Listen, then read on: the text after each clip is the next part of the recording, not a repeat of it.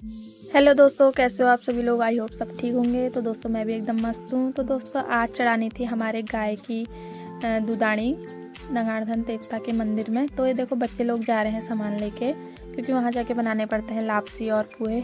ये पहुँच चुके हैं हम मंदिर, और यहाँ पे मामा जला रहे हैं बत्ती। और फिर मामा बत्ती जलाने के बाद बनाते हैं यहाँ पे पुए। देख सकते हो ये बना रहे मामा लापसी पहले, फिर लक्की बनाता है यहाँ पे पुए, देख सकते हो। फिर मामा आ जाते हैं घर को सर में कढ़ाई रख के। ये देखो ये ला रहे हैं लापसी। फिर घर आके हम खाते हैं लापसी, और फिर खाते हैं उसके बाद दाल भात और हरी सब्जी का टपकिया। फिर चले जाती हूँ मैं उमेश मामा के घर। वो देते हैं हमें चॉकलेट, क्योंकि आज था चॉकलेट डे। तो हमने वहाँ पे सबने बैठ के खाई चॉकलेट। और फिर जाके घर आके मैं फान लेती हूँ यहाँ पे छाँ, क्योंकि मामी फान रही थी छाँ, तो इसलिए मैंने भी फान ली थोड़ा सा।